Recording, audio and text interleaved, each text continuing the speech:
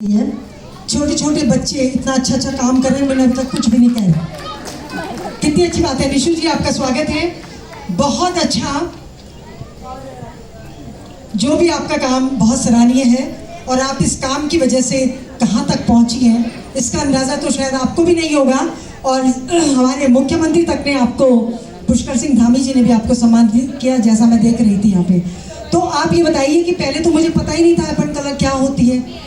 अभी अभी मुझे पता चला, नॉट राइट नाउ बट पहले 2 साल पहले, तो उसमें मुझे पता लगा। मुझे नहीं पता था कि अर्पण कला का इतना प्रभाव दूर विदेशों तक भी हो सकता है और आपके हाथ में वो कारीगरी है। तो आप इसको थोड़ा सा मुझे समझाएं कि कैसे आप इस अर्पण कला को आपने शुरुआत की, उस समय क्या मतलब किसके साथ, कितने लोगों का साथ आपको मिला जो आपने अर्पण कला शुरू किया।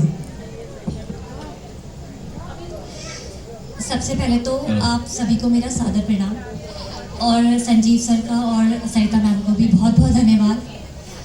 उत्तराखंड की राष्ट्रीय उत्तराखंड सभा का बहुत बहुत धन्यवाद करना चाहूँगी। मेरा नाम निशु पुनेटा है। मैं देवों की भूमि उत्तराखंड से पिथौरागढ़ से बिलोंग करती हूँ। मैंने अर्पण कला की शुरुआत 8 साल पहले की थी, प्रोफेशनली की थी। वंदना मैम जब मुख्य विकास अधिकारी रह चुकी हैं हमारे पिथौरागढ़ में, उनके सहयोग से मैंने अर्पण कला को प्रमोट करने की शुरुआत की थी। ये कला मैंने अपने पापा से सीखी थी। जब 8 साल की थी, छोटी सी बच्ची थी, तो मैं बहुत एक्साइटेड रहती थी कि वो क्या बना रहे हैं, क्योंकि अर्पण कला के बारे में मैं भी नहीं जानती थी कि अर्पण कला हमारी संस्कृति है, हमारी लोक कला है। तो एक दिन जब दीपावली में वो अर्पण डिज़ाइन कर रहे थे, तो मैं ब्रश लेकर बैठ गई और उनकी पेंटिंग को ख़राब करना शुरू कर दिया था। तो उन्होंने मुझे बताया कि ये हमारा कल्चर है, हमारी लोक कला है।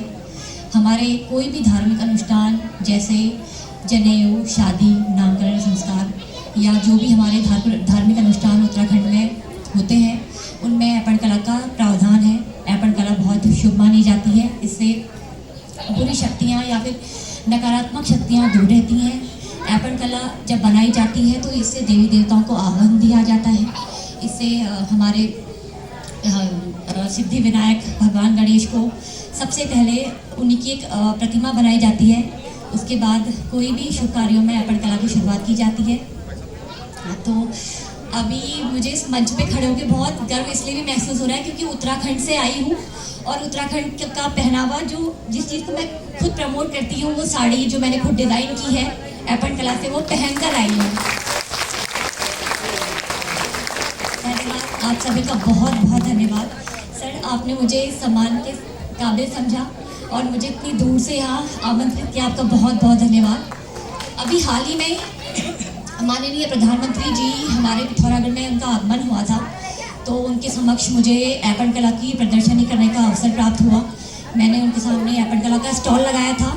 वो बहुत एक्साइटेड थे। वो रंग जो फैले हुए थे उनको देखने के लिए वो सबसे पहले आए, तो उन्होंने सबसे पहले अर्पण की बनी हुई केतली अपने हाथ में पकड़ी, और अर्पण कला की वो केतली देखकर वो हल्का सा मुस्कुराए और हमारे मुख्यमंत्री जी का चेहरा देख रहे थे। तो उनसे कह रहे थे कि पुष्कर, देखो अर्पण कला की क्या महत्वता होती है और कहाँ से कहाँ तक ये पहुँच गई। अब तो अर्पण केतली में भी बनाए जा रहे हैं।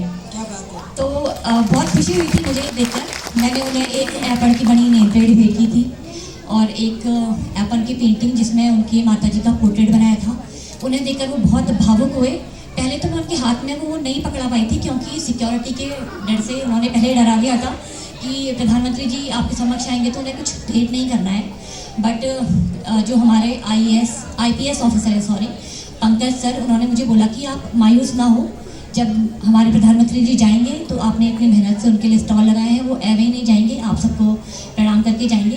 तो वो गाड़ी में बैठे और वो जा रहे थे, तो हमने वो नेम प्लेट और पेंटिंग हाथ में पकड़ी हुई थी, तो उन्होंने चलती हुई गाड़ी रोकी और उस पेंटिंग को लाने के लिए हमें बोला, और मैंने उनके हाथ में वो पेंटिंग दी, तो मुझे बहुत खुशी हुई।